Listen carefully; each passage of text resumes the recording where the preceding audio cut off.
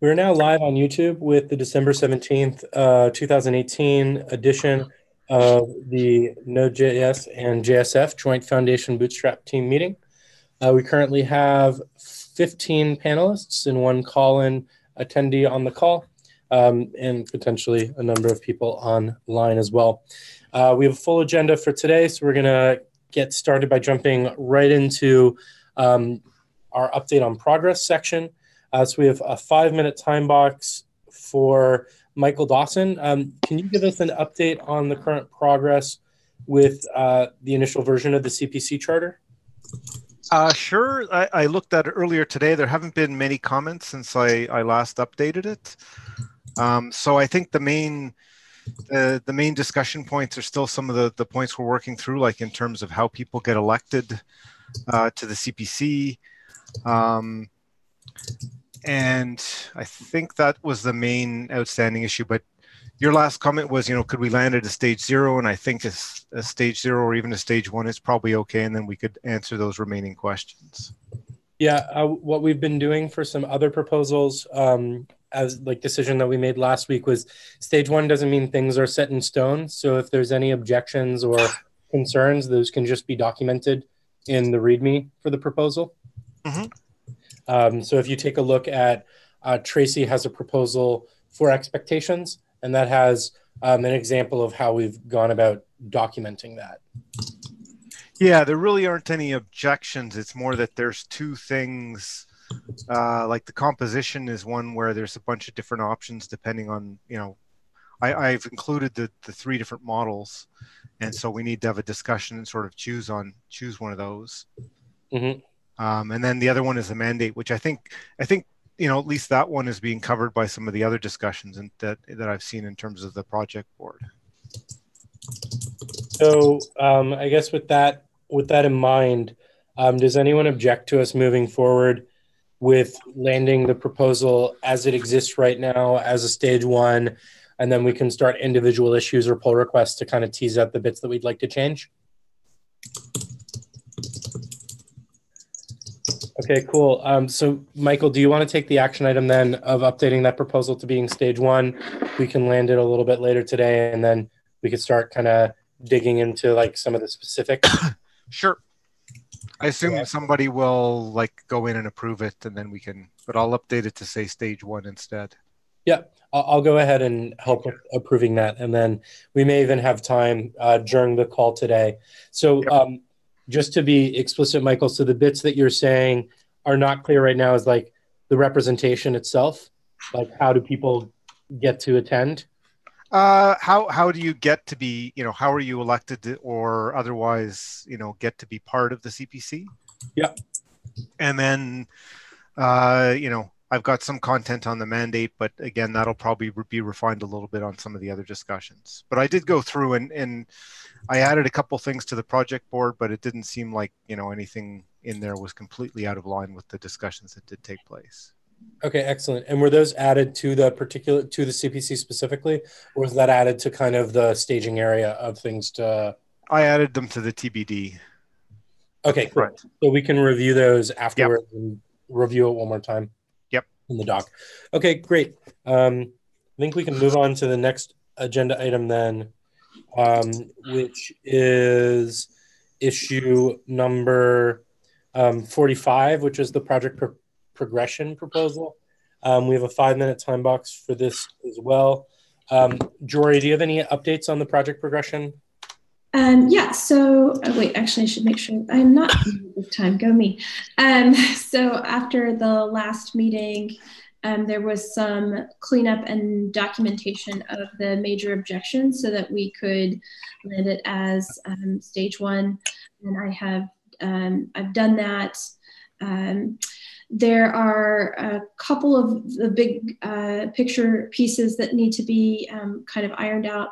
One is there's a last section in this document about developing a review process, and that's kind of TBD because it's related to the CPC work, which we're assuming will be the body of people responsible for executing that. So there's really no no content there, and so that's a big gap.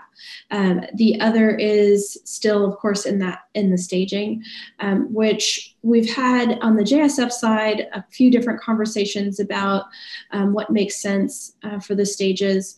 We do still have this open issue of what to name these things, because we've got this kind of conflation, or we had this sort of conflation between the commons and the sandbox and the incubating projects. And so I think a conversation there might be warranted, a longer conversation there might be warranted across the projects to see what makes sense. We also captured Mateo's objection to requiring an open governance for top-level projects, and that's probably something else that we need to double-click on, so to speak, just to make sure that we're all on the same page, and the JSF projects especially know where they're coming in. So that's sort of the update.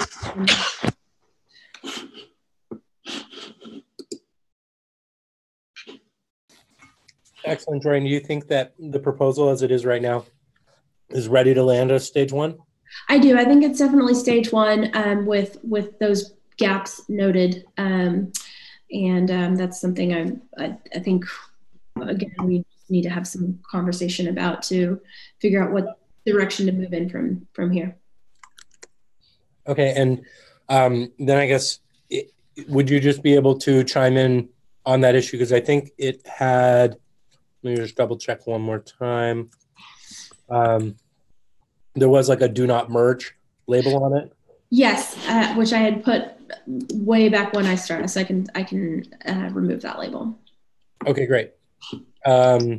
So folks, if you could take some time to put some +1s on this. Does anyone object to landing this stage one based on everything that Jory had just said? Okay, great. Nope. So, someone was saying something? I just said nope. Okay, great. So let's move forward with that. If people can throw some +1s on that proposal as well, we can come back and visit this, in the specific things that we need to do to start getting it towards stage 2. Excellent. So the next thing that we have on the agenda is organize the next collaborator summit for Foundation, not just Node.js. I had put this down as a 10-minute time box, although I'm realizing, and we are ahead of time already, but this actually may be much closer to a 5-minute time box. So let's not feel like we need to take advantage of it. I'm sure our final agenda item around top-level council shape and focus will eat up as much time as we put into it. I'm just checking if Mateo is on the call, which it does not appear like he is. So I can introduce this and give some context. So in the past, we've been doing collaborator summits for the Node.js project. These summits have been biannually. So we do, traditionally the last couple of years, we've been doing one around the same time as JSConf EU in Berlin. And then we do another with JSConf, with Node+JS Interactive. And so the one that's coming up around the same time as JSConf EU is going to be May 30th and 31st. And it's like the 2 days before JSConf EU.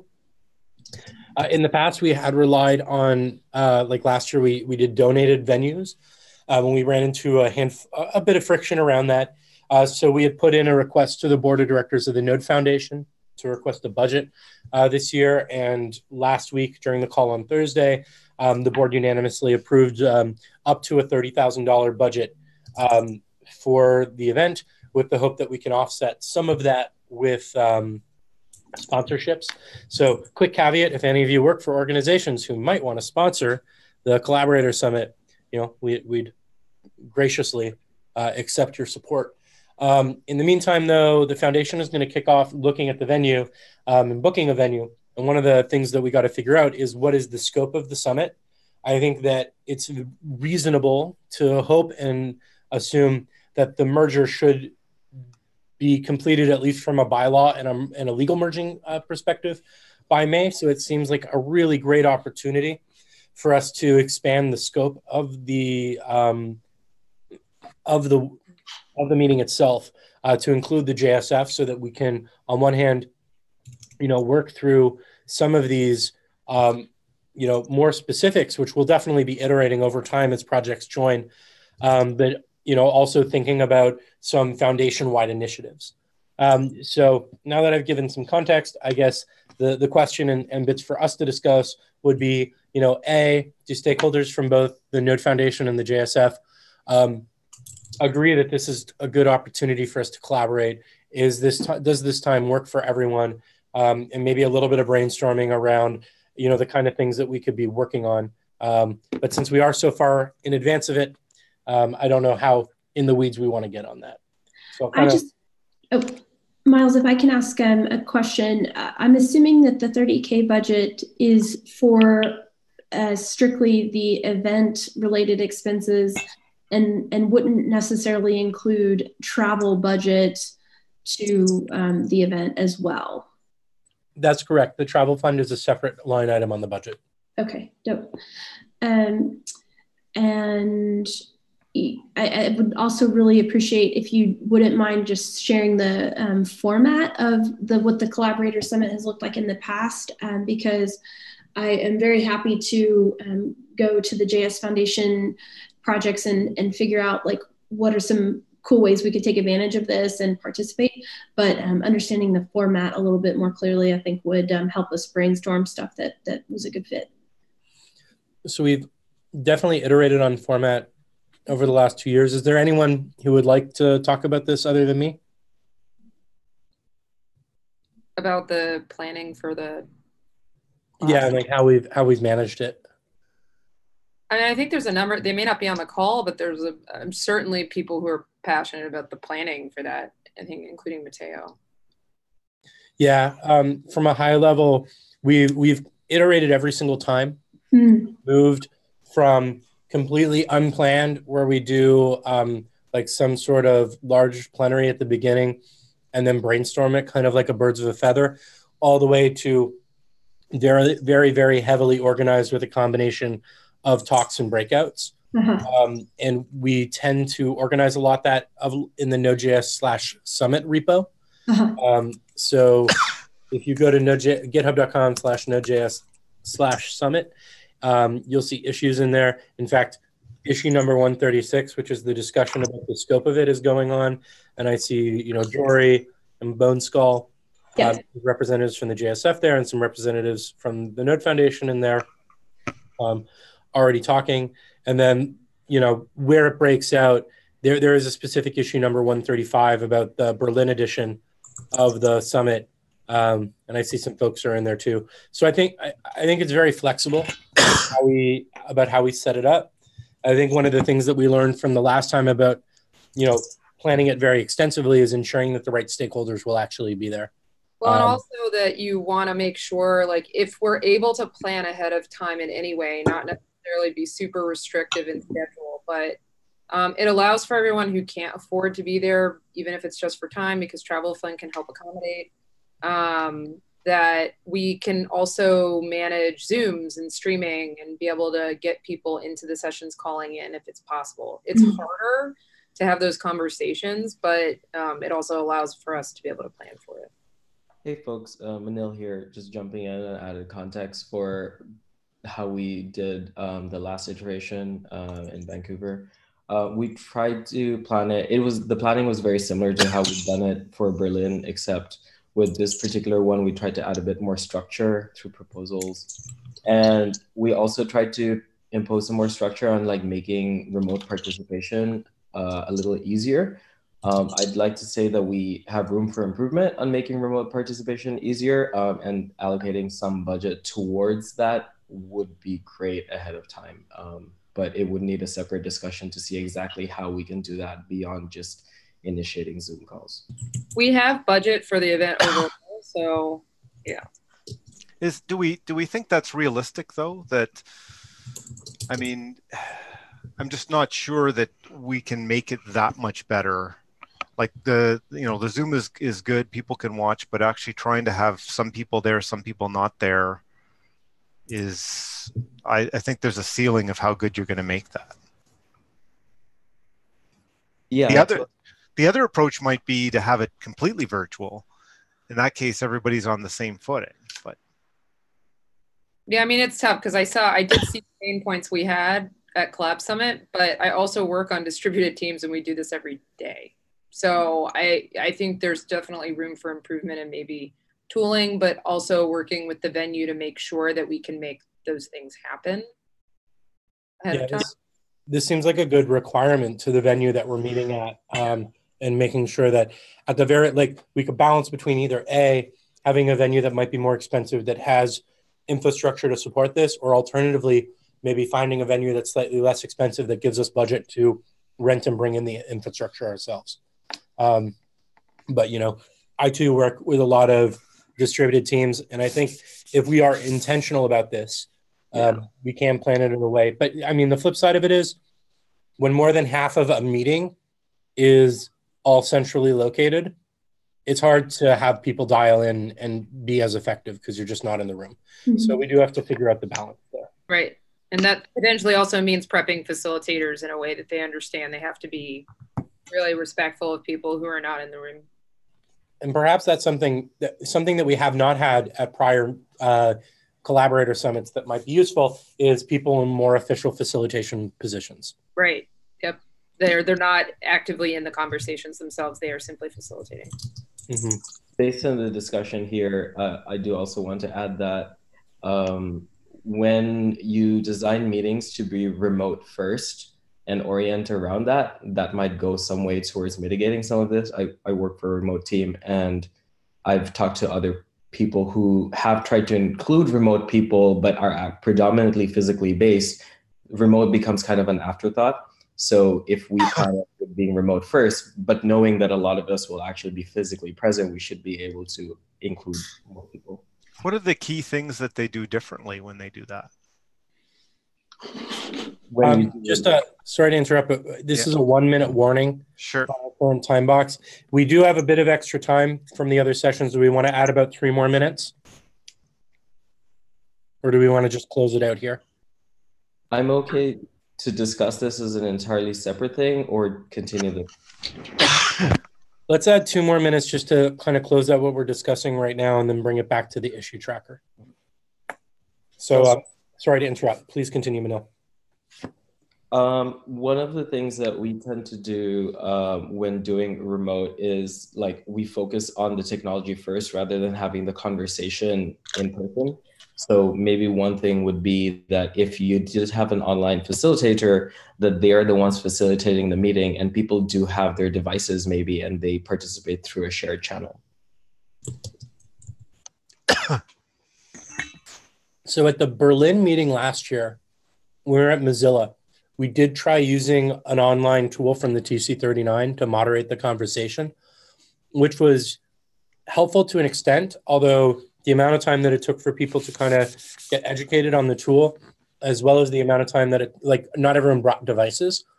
So I think that that's definitely something that we can explore, although we may want to workshop and dog food those tools in a couple of our workshop meetings leading up to the Collaborator Summit so people are used to being productive with them. Totally. Yeah, related to using that tool, which I believe, Miles, was the TCQ, we were trying to put together like a checklist of tools that people could use for the Vancouver Collab Summit recently, and most people downvoted TCQ as a useful tool. So yes, training ahead of time would be pretty good. So I guess a quick question to the room. We already have the budget approved, so this may seem a little bit in the wrong direction. But we have a proposal system. Do you think that we should make a proposal for doing this joint collaborator summit and move it through our proposal system? I feel like it might be a bit out of scope for our repo. I don't know.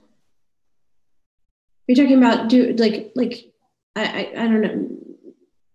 Well, in the same way that there's a proposal right now for potential town halls, should we try to work a proposal through for a joint collaborator summit? I guess the main intention there would be so that we have some sort of agreed upon contract for how it will go. But maybe to your point, it's out of scope because we already have a repo where that's being planned? Yeah, I think I'm on the fence about how helpful that is. Well, we're at the end of the time box for this. So I think there's no explicit action items right now, aside from people just, moving forward to the appropriate spaces and discussing it. It doesn't seem like anyone has any objections to expanding the scope right now. If anything changes from a pulse with the projects, where it doesn't seem like that's the case, we can bring it back up to the team meeting. But it seems maybe the consensus is that this is something for the summit team to explore. Does that seem reasonable? I think that seems reasonable. I can also see that we might want to propose as a Bootstrap team, like a track of programming at the Collaborator Summit focused on fleshing out some of the programs we want to offer. So that's why I'm saying I'm on the fence. Okay, that seems very reasonable. Okay, great. Thank you, Jory. Let's move on to the next item/items. I split these up, but in theory, we could start with either or and flip them, and I don't even know if they're distinct. But we've got drafting initial governance for Merged Foundation, number 33, with a 15-minute time box, and we have a slide deck that was put together by Mike Dole, and that's kind of outlining some of this. Then we also have another one, which is top-level committee shape and focus with a 20-minute time box. It includes references to the C3, the CPC, as well as the project board. So a quick question to people. Does it make sense to separate these into two different items, or should we kind of just merge them together?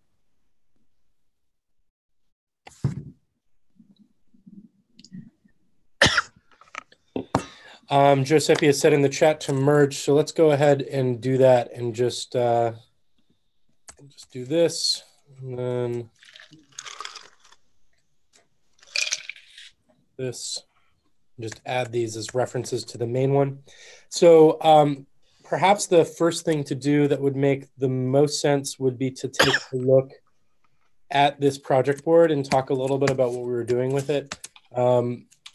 Before we dig in too much, is there anyone on the call right now who is not kind of up to date in the conversations as to the higher overall structure of the foundation and kind of like where we've been at right now thinking about it?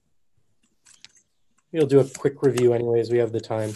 So give me 1 second, I'll start presenting.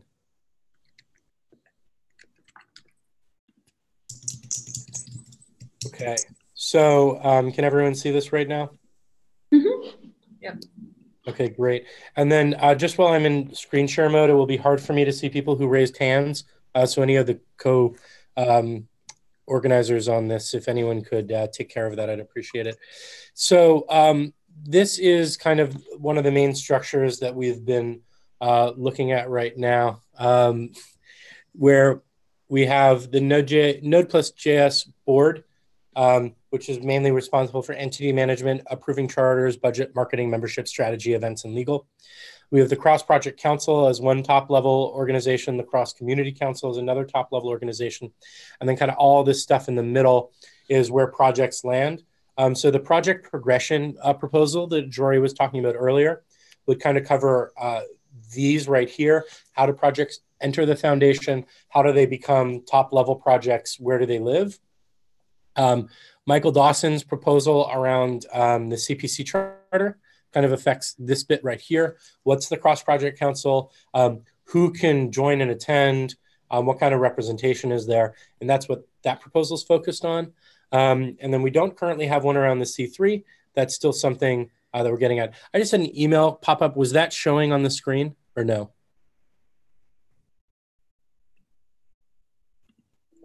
No, I haven't. No. Not that I saw. Great. I just want to make sure I'm not leaking notifications. So kind of digging in, we went through and we looked at these like high level descriptions of what these groups are. And we created this project board.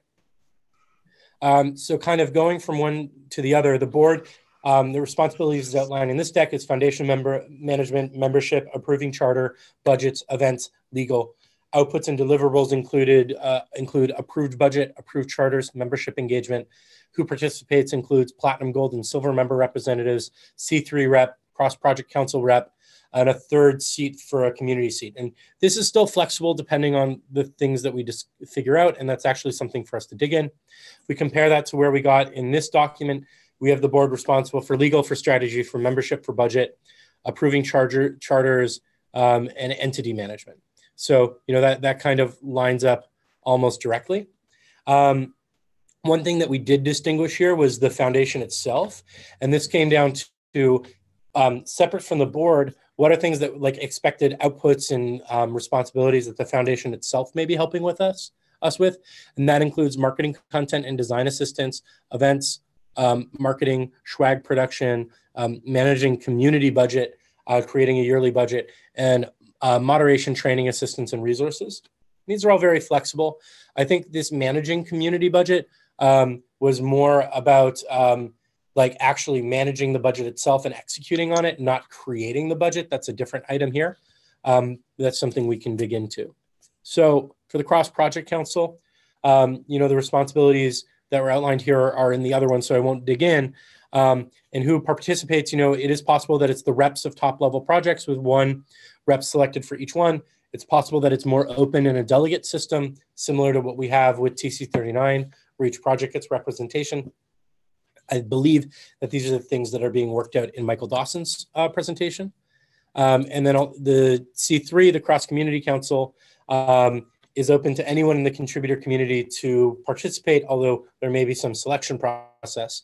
And they address slightly different concerns. So if we look here at what we came up with, the joint responsibilities of the CPC include identify, recruit, and engage prospective projects, community cultivation, advocacy, advice, and support, internationalization, advocacy, advice, and support, foundation advocacy, and creating a yearly budget. So building bottom-up budget requirements to support projects, address ad hoc budget needs during the fiscal year. And this connects to the managing the budget, which would be something that the foundation would help execute on. For the particular teams, we're looking at the CPC being responsible for managing internal projects in the foundation, deciding what projects can join the foundation, keeping the board up to date with status of foundation projects, identify and coordinate areas of cross-project technical collaboration, managing foundation engagement and standards initiatives, guide projects into appropriate foundation paths, including the commons or sandbox or top-level projects, shared resources, tooling, and funding for projects in Common.js, including events, collab summit, and travel fund, code of conduct incident response support. So this is kind of at a higher level if projects are having things that they can't sort within their own project. It's something that could be escalated. Managing the travel fund and support for security and responsible disclosure of vulnerabilities, including bug bounty. The Cross Community Council would be more about managing external initiatives of the foundation, developing a framework for community end user feedback, managing programs to offer mentorship and to external individuals, opt-in social media resource, such as access to paid tooling, resources on Tone, crisis management, etc. Managing developer outreach programs, such as mentorship, Code and Learn, and Node Together. Support project advocacy, managing the scholarship fund, and run recognition programs. We identified 2 bits that would kind of be the responsibility of everyone in the project, which includes managing programs to improve inclusivity and diversity, and looking at the future and what is strategic for the projects and JavaScript in general. So we do have now a handful of things here in the TBD column, which we can dig into. But before we do so, I want to kind of open up the conversation to the group. None of this is set in stone. This is just the output of what we worked on last week in the workshopping sessions. Did anything seem out of the ordinary here? Is there anything you think is missing? Anything you disagree with? Yeah, there's some stuff that I had gone back through to review issues just to see how the CPC and C3 discussions were fleshing out. Yep. And a couple of things stood out to me. One, here, just looking at this, I'm wondering why we've done the dichotomy with the travel fund in CPC, but scholarship fund in C3. When in Node, for instance, this was jointly administered because of the level of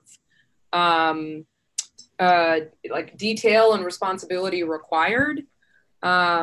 So that's one of those situations where like being two different groups is actually a little cumbersome because you've got two top level committees potentially having to work through that. Does anyone object to moving those to joint responsibilities? Okay, yeah. I've just moved them into joint. Okay. And then, so like anything budget related, I'm just wondering like, so if that should be joint, unless it's like very specific. I'm a little curious about the managing in the C3, the managing the external events. There wasn't events. I think it was initiatives.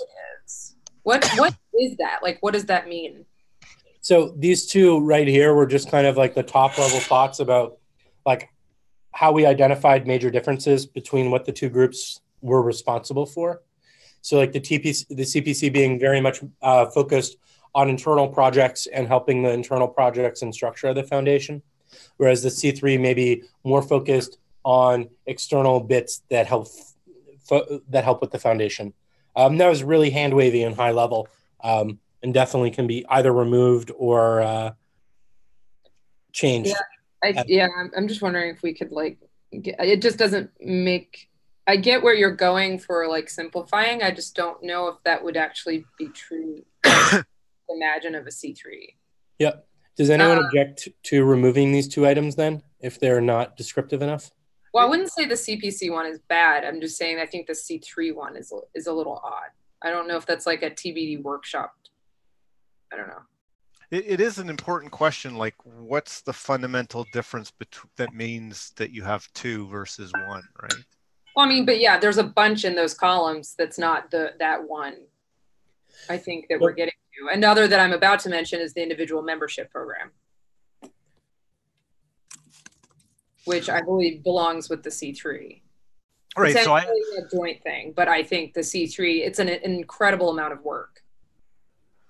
Right. So, but it's a number of those things you could either put into joint, one or the other, and it's more about how are the focus of the two of them different, such that it sort of informs why one might be in one versus the other. It's kind of what I'm thinking. But like, I think that's what those two top ones were, an attempt of like, okay, why do we have two different ones? Well, one focuses on internal things, one focuses on external things. Not saying that's the right split, but I can see it like something that helps you say, okay, yeah, how are these two bodies different other than they've got a different list, right? Yeah. I mean, for me, what I see, and, of course, correct me, but I still see the CPC as more of the governance type, and not to say telling everyone what governance should be, but also the idea of like coordination of governance in technical form. And again, like it's hard because technical is the wrong word. I don't want it to be just like CPC is only like code focused from a meta level.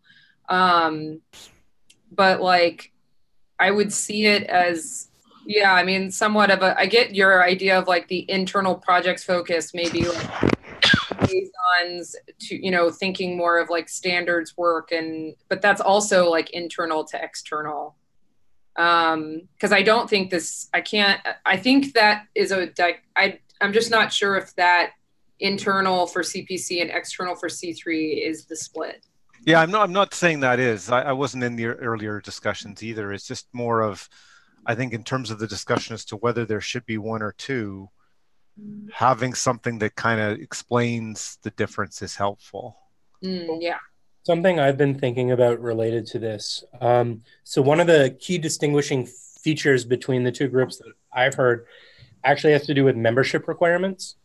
So depending on how we set up the CPC itself and how membership to the CPC itself is managed, it may be the case that there is more hierarchy and steps to get through to get on the CPC, somewhat similar to the technical steering committee today, from just kind of like a stage process, whereas the C3 could potentially have, like much wider access for participation.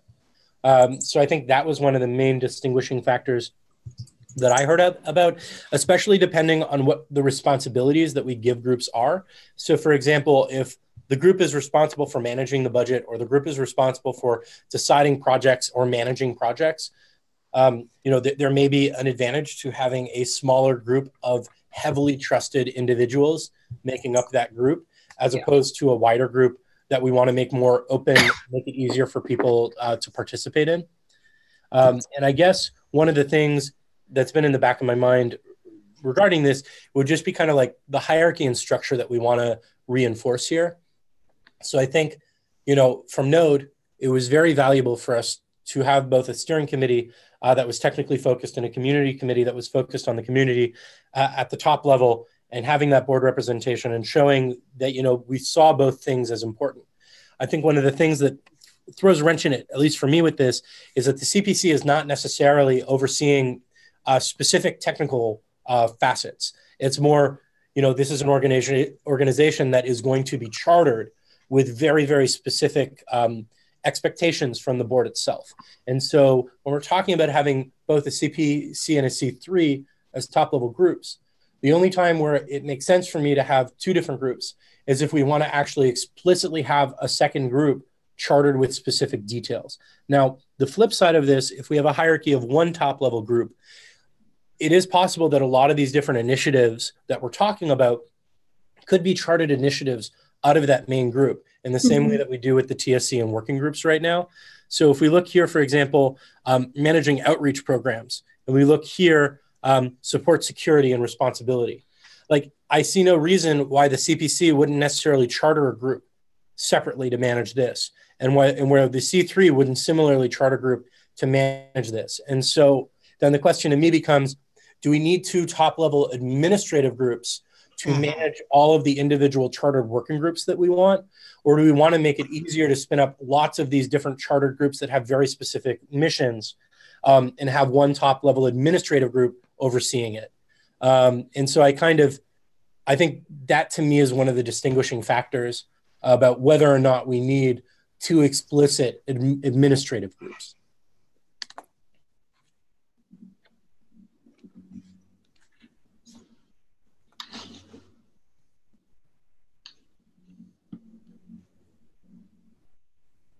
Bueller? Yeah. I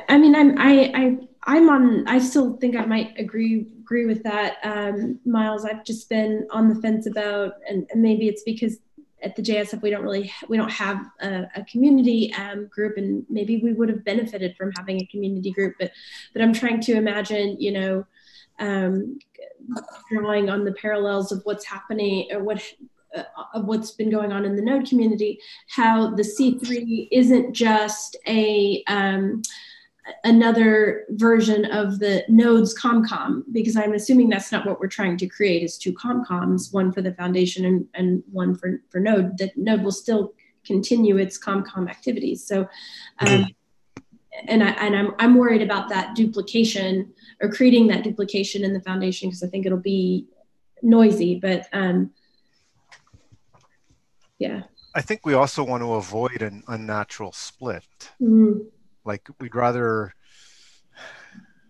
like, I think I agree with Miles that there's some things like, is it that we could have a larger group, but then having, voting and non-voting members, and then, because I guess it's, yeah, that gets tricky though.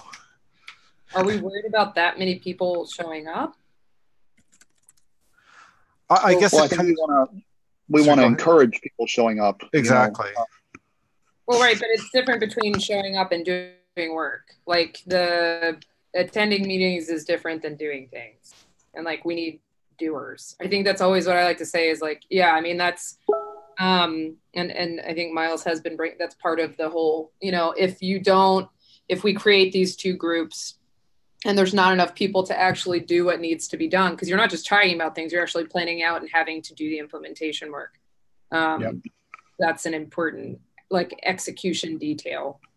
Yeah, I'm just trying to think of, like, because what we're talking about, some of this is trying to see, like, what translates from the Node ComCom to Foundation, because, or like to this larger, like, C3, because some of this will, like, I mean, when we talk about something like the individual membership program, there would likely not be one just for Node. So, like, this idea of, like, project membership, like having an individual membership just for Node versus, like, the whole foundation, like an interesting thing that was brought up, but like an individual membership for the foundation is a structure that we already know that is familiar. So I guess, and that would be something that the C3 would manage, of course, not the node ComCom. I guess the bit to add here also would be, how much work are we expecting to happen at this administrative group? And I would very much like to see a world where the administrative group itself has a minimal amount of work it's expected to do on a day-to-day basis, and it's offloading that work to empowered working groups, so there isn't kind of this thing that makes it harder for people to get involved, right? Like the top level administrative group would be responsible to the board and to the foundation for executing on these things. But when we talk about something like managing a mentorship program, I don't know if that's necessarily the best use of the time of all the people in the CPC meeting. It's probably, or the C3 meeting, it's much better to have a small focus group of people who are working just on mentorship to be completely supported by a group. And, you know, the administrative group, in my mind at that point, I guess maybe becomes a little bit less of an overall vision as much as a group that enables people to work together and like, I guess, keeps a pulse on how these things fit together to make sure, for example, we're not destroying the budget. We can do all the things that people are wanting to do. The projects that we're bringing in kind of fit into this pattern. But kind of for any of these initiatives that actually involve executing on something, I would rather it not be the responsibility of the top level committee, because that creates an unnecessary hierarchy. Right. Yeah, that's what I had a question when I was reading through a lot of the discussions. I was like, how much are we actually expecting these groups to, administer versus like the foundation directly to the projects? Because what I don't want there to be a feeling of is that we're reducing the autonomy of the individual projects if, unless there is an overarching administrative need. Like that's where it's sort of like, if I think about it from our admin group work, there's actually very little work on a regular basis that needs to take place with that. But there is a rare occasion where the groups must come together to make a decision on something because they have the context for everything. If I may add one more thought, this is Mike Dolan.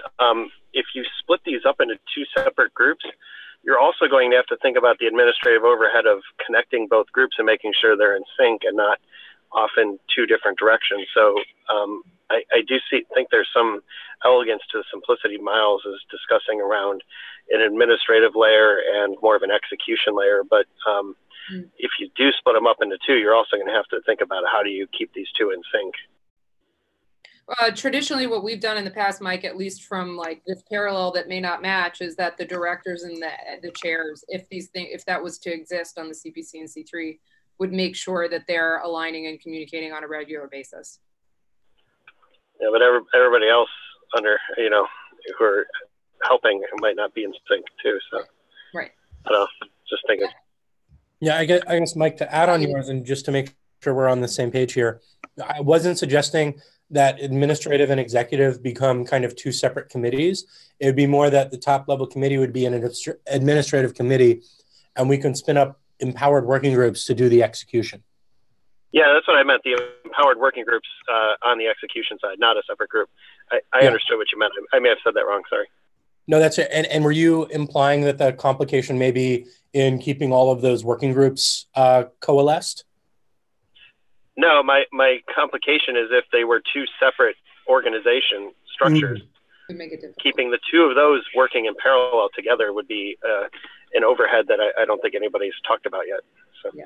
Okay, yeah. And then I guess perhaps then it comes down to, and Tracy and Michael in particular, I'd love your take, and Jory as well. Maybe it comes down to, if we have one single administrative group, how do we, how does representation on that group work? And I think maybe that is the biggest challenge now, because when we have two administrative groups and one of those administrative groups has a clearer path to entry, like we don't have to worry about that as much. But like if we have one top level administrative group and participation is limited to very specific people, we may be creating unintentional hierarchies. So, if I might, Miles, this is something where I think you're starting to coalesce closer to what some of our other projects do, where we actually call them a technical advisory council, where there is a group of elected leaders who were, there based on their project maintainership or their involvement in the projects themselves. And then what they do is it's open meetings. Anybody can propose anything. Anybody can, raise a hand to help and to work on something. And so by doing that, it allows other people who may not be elected to participate, to lead on certain action items, build their credibility, and eventually be one of the people who gets elected. But most of our projects do operate in that model, which I think is similar to what you're suggesting with sort of the administrative layer, and then the self-organizing working groups. But it was a bit, that's along the lines of what I was trying to think about. If we had like one group of members, so that it's like one group and people can be involved, it's open, you can participate, but then you had a subset which were the voting members. It's trying to get to those conflicting things of like as many people involved as possible, but then making sure that like key decisions like which projects get allowed into the project, that you have not just anybody who just shows up for a vote can vote on that, right? I guess building on that, Michael, also depending on the way in which we set it up, if we follow our general consensus-seeking model, we can very much hope to like have quorum and like a unanimous consent for everything that we move forward.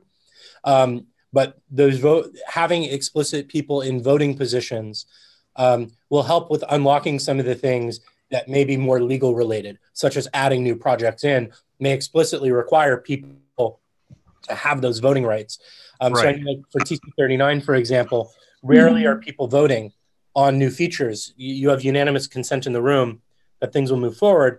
But every year when we want to talk about the new version of the spec, everyone needs to vote because there is a legal thing related to that. So perhaps it is kind of a splitting the difference here, where top level projects can have elected representatives, but the actual meeting themselves are fairly open, similar to how we've been running this Bootstrap meeting. Right, and open, and then anybody who wants to sort of lead one of the sub-working groups is part, they're considered part of the CPC, C3, whatever you call the group. They can go and then lead, as part of that group, go and lead a subgroup and do some work, be chartered, that has chartered to do stuff. And I just want to say that this particular format is extremely common in a lot of clubs and civic groups like 4-H and Girl Scouts and those kinds of organizations as well, where you don't necessarily have to be a member to go to the meetings and participate and do activities and volunteer to lead a certain activity, but there's a certain amount of formality around leadership. To kind of continue to make sure that institutional knowledge is passed down, and that kind of thing is pretty, I think, familiar mode. So with that being said, as we're rounding out near the end of the call, I know that there's some people on this call who, including myself, who kind of started on this hedging really heavily towards having two different administrative groups. Does anyone object to us moving forward with thinking about this as a single administrative group? Because that will affect the bylaws that we draft, as well as how we think about board representation. So, just quickly, does anyone object to, as a group moving forward, thinking about this model as a single top-level administrative group? I'm open to it, and I'm happy to help flesh out Michael Dawson's pull request further to kind of extrapolate some of these thoughts into the PR itself. I'm definitely open to it, and I want to really explore how to help people see the participation opportunities